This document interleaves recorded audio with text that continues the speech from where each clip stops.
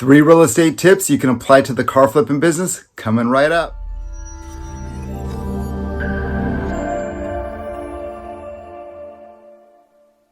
Well, if you're kicking the tires on a used car, you might be surprised to find that prices are soaring. KPIX5's Lynn Ramirez is at one San Jose dealership where supply and demand is creating some unheard of situations. Len? That's right. Auto dealers throughout the Bay Area and the country right now are saying that this is a situation they have never seen before. You know, the old adage is that as soon as you buy a car, you lose money in value of that car when you drive it off the lot. But now some used cars are selling for more as used vehicles than they did when they were new. All right. Just like that video clip, a lot of you guys have probably seen different clips like that, or newspaper articles or just online articles about used car prices and how the prices have gone through the roof. A lot of individuals are selling their used cars for more than actually what they bought their brand new vehicles for. So actually one of my dealer friends, my car dealer friends at the auction, he had bought a 2019 vehicle and put 30,000 miles on it in the last few years, and just recently sold it for more than what he paid for it in 2019. That's typically not the case. You know the saying, as soon as the car leaves the lot, it already loses value. But these are in strange times. COVID, things are changing. Definitely strange times. And so I wanted to put together a video about 3 ways to get vehicles below car dealer trade-in prices using real estate tactics. So I'm not sure if some of you guys are kind of interested in what I'm also interested in. My long-term goal is to eventually get into more passive income, meaning real estate, owning real estate, rental properties, maybe a duplex, maybe a triplex, quadrupleplex. I know real estate prices are very high now, but hopefully once, things drop a little bit, I eventually want to get into rental properties. That's my long-term goal.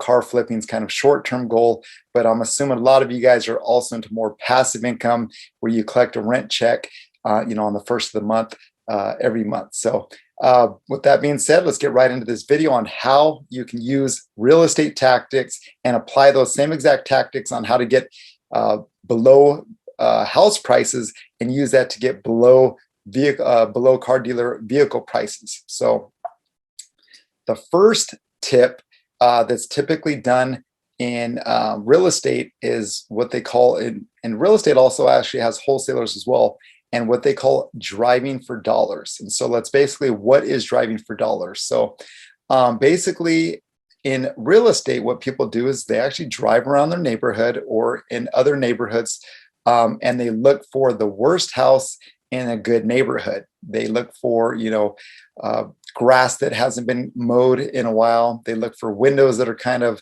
old single pane windows.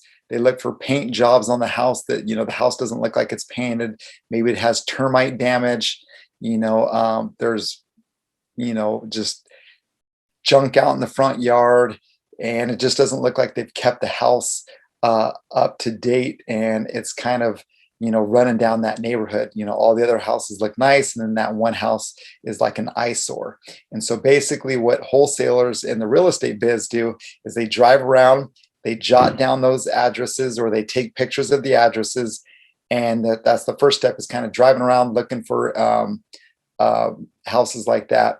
And so what you would do for cars, the same exact way real estate individuals do it for houses, you can do it for cars as well. So I know I have young, small children. I throw them in the stroller. I walk around the neighborhoods, and I tend to see a lot of vehicles sitting in driveways. And the way that you can kind of tell, you look for inoperable vehicles that are kind of just sitting there. It looks like they haven't been washed in a while. Maybe the tire pressure on the wheels are kind of low. You can also look to see if there's any grass or leaves and spider cobwebs kind of around the tires. That's another indicator that the car hasn't been moved in a while. Maybe the paint job is kind of oxidating, the paint's oxidizing. And that's one way to see, and a lot of these, people that own these cars that are just kind of sitting in their driveways. Or another way too is, if you see a car on the street and it's got a couple of tickets in the windshield, from not moving due to street sweeper, that that they have a car that's not being used. And so what you can do is write down those addresses where those vehicles are. And a lot of times it's car owners that might have a 13-year-old child, and they're saving that car until they turn 16. But little do they know that their 13-year-old child does not want that car when they turn 16, and they're just hoping to keep it for another 3 more years. So what you're trying to do is find a solution, because every problem, there's always a solution, and you want to come up with a solution for that vehicle owner. So that's the first step. So driving for dollars. And then the second step is you write down the address, take the pictures of the vehicles and where they're parked. And then once you gather, quite a few addresses, you start sending mailers, postcards, knock on doors, or if they're out in the front yard mowing the lawn or watering their lawn, strike up a conversation and say, hey, you know what, that vehicle, that reminds me of when I was, a teenager in high school. I used to have a 1993 Civic, just like the one that's sitting in your driveway, or a 2008 Hyundai Elantra that's sitting in your driveway, and kind of just ask them what they're doing with it. Say, hey, I noticed that car's kind of been sitting there for a while. Hey, have you ever thought about doing it? I'm a car dealer, or I have a retail dealership, or I have a used car dealer, a wholesale dealership. And, I buy cars for cash. If you ever think about, selling that vehicle, here's my business card, or here's my cell phone number. Give me a call if you ever think about, and most of the times they basically, you know what, I am thinking about selling it. Or, you know what, my kid's 13 years old, they're waiting until 16, and maybe 6 months down the line, a year down the line, that kid says, Dad, Mom, I don't want that car. I want something newer. And hey, they might have your phone number still, and they'll give you a call and say, hey, you had met me a while ago and offered me some cash for this, 2008 Hyundai Elantra, and, I'm ready to sell it. How much would you be willing to offer it to me? So that's it. The third step on driving for dollars. And then the fourth step is, kind of building that rapport, every time you walk by or you see them out in the front yard, just kind of wave and say, hey. But that's one way, and that's typically a very popular way in the real estate game. It's called driving for dollars. So you're basically driving around the neighborhood, and real estate, they're looking for rundown houses. In the car business, you're actually looking for rundown or older vehicles that are kind of not being used a lot. And a lot of these vehicle owners are willing to sell. They just want to get it out of their driveway, and they want you to take care of the registration. They want you to tow it out of there if it needs to be towed, and they want it, a clean, seamless process. They don't want to be dealing with, shady characters from Craigslist or OfferUp or, autotrader.com. They don't want to be going on, test drive runs with weird people, and they don't want to deal with that headache. They want somebody to come and take that, headache off their hands. So that's the first step, the first tactic, a real estate tactic that we can also apply in the car selling biz. The second tactic is Bandit Signs. So real estate, you see that all the time, driving, on the freeways or the off ramps, driving around your neighborhood. You'll see on the light posts or the freeway signs, you'll see Bandit Signs. We buy houses for cash, and you're also seeing them for cars as well. We buy cars cash, or cash for junk cars. I actually saw a very clever one recently. I should have taken a picture of it, but it's there's one that says college student looking for used cars, and then it had a phone number. And we know that a college student's not going to be putting out Bandit Signs to find a used car to drive around at college. We all know that it's a used car dealer using a tactic to get different individuals calling that number to say, hey, I got this 2004 Honda Accord, or I got this 2010, Hyundai or Nissan Versa, whatever the case may be. But that was a very clever one. It was a college student looking for a used vehicle and just a phone number. So that's a different way. Bandit Signs. So basically what Bandit Signs are advertisements that encourage vehicle owners to sell their vehicles to car dealers. To attract vehicle owners, car dealers place signs with messages like cash for cars or we buy cars with their phone number on the light poles, freeway signs, or corner area grass. So you guys can actually see a couple. you'll see these signs and, staked out in grass areas, or you see them kind of stapled onto the light posts or on the freeway off ramps. There was actually one right there, a picture, junk cars, they're willing to pay cash $200 to $400. So that's the second way. So you see it in real estate, and you can also apply it to car buying biz as well. And another one, the third one, is website search engine optimization. So what is search engine optimization? You hear it a lot, SEO. So basically the definition of SEO, search engine optimization, it's the process of maximizing the number of visitors to a particular website by ensuring that the site appears high on the list of results returned by a search engine. The key to getting more traffic lies in integrating content with search engine optimization and social media marketing. I actually got a couple clips from Google. So like if you were to type in Google and just type in cash for cars instant quote, you're going to see several companies popping up. Another one I also typed in was just we buy cars for cash, just to see which one pops up. A lot of these companies are actually paying for ads as well. So that way they're appearing first on the Google search engine.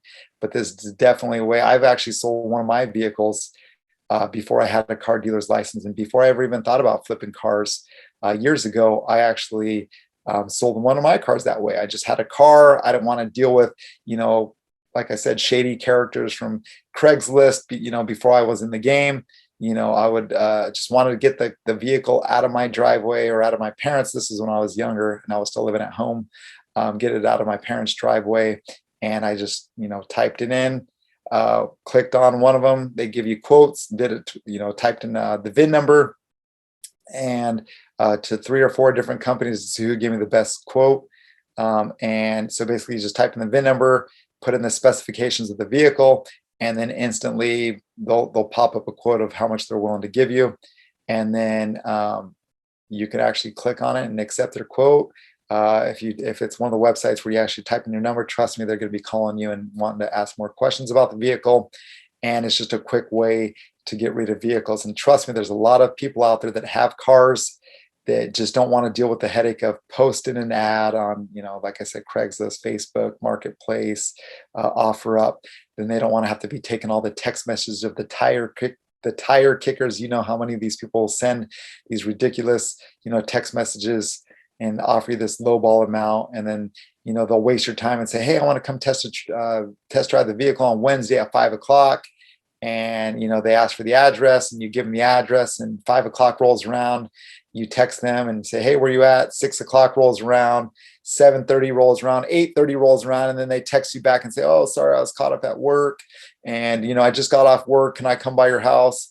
You're like, "No, it's already 8:30. I got to get my kids to bed," whatever the case may be. So a lot of people don't want to deal with that headache, and this is another way that you can pick up vehicles for below dealer trade-in. So obviously this is going to require a little bit more work on your part. You're going to have to, go to GoDaddy.com, get a website domain, create a website landing page, create the portal for people to type in their vehicle, and have it to where you can instantly pop up a quote of what you're willing to offer. But this is definitely a way that you can pick up vehicles for below dealer trade-in prices. It's a very good way. So for those of you guys that are tech savvy and want to put a little bit more work, trust me, you're going to get a lot better deals this way. And any of these ways, the Bandit Signs, just remember the Bandit Signs, depending on your city, I know that it is illegal to put those signs up, but you see it all the time. A lot of people, obviously, the police aren't out there, taking the time arresting people. They might rip down the signs. But I've seen signs up for months, and never getting taken down. And you see them all the time. Every day I'm seeing Bandit Signs. And also the driving for dollars, that's, and like I said, if you're driving, yeah, it's going to cost you a little bit of gas money. But like I said, you can, if you have young kids, throw them in the stroller and just kind of walk around different neighborhoods and, and take notice of inoperable vehicles, or just vehicles that have kind of been sitting in the driveway for a while and not being used on a daily basis. But also this third step, or the third tactic right here, the website search engine optimization. So let's kind of go to the next. And so I actually plugged in a 2009 Ford Focus with 119,000 miles and a 2.1 condition report. And I wanted to see what they would offer. So I went to Pedal, which is one of the companies out there that offers, cash for cars. And I typed in the VIN number for this 2009 Ford Focus, 119,000 miles, 2.1 condition report. And here you go. They offered me $720 for a 2009 Ford Focus with only 119,000 miles on it. So if I was desperate and I needed cash and I sold it to them for $720, they can definitely make thousands of dollars in profit, because we all know a 2009 Ford Focus could definitely sell more than $720. So right there, the base MMR, adjusted MMR, I plugged in the specifications for this 2009 Ford Focus into Manheim, just to kind of see what the adjusted Manheim market report is. And so basically they're saying the adjusted Manheim, so this is what car dealers at Manheim have paid for a vehicle similar. They're paying around $2,225. So without even doing anything, Pedal, if they were to have bought it for me, if I had sold it to them for $720, just based on MMR, they actually would stand to make, over $1,000 of profit. But Manheim, the estimated retail value on this 2009 Ford Focus with 119,000 miles on it, the typical range can be anywhere between $3,500 to $6,200, with an average of about $4,600. So there you go, man. Imagine if you're getting vehicles for $720 just because an individual wants to get the car out of their driveway and just get it out of their hair. They don't want to deal with it. We're trying to sell it and list it and, exchange titles and all that, because they're not, car dealer savvy. Estimated retail $4,600, and I'm getting an offer from Pedal for $720. So there you go. Quick video on 3 ways we can apply real estate tactics to the car flipping business. Definitely hit that like button. Drop me a comment. Let me know what your thoughts are. If any of you guys are trying any these techniques, and definitely share this video. There's 2 other videos just like this. And I want to thank you for tuning in. Until the next video, take care.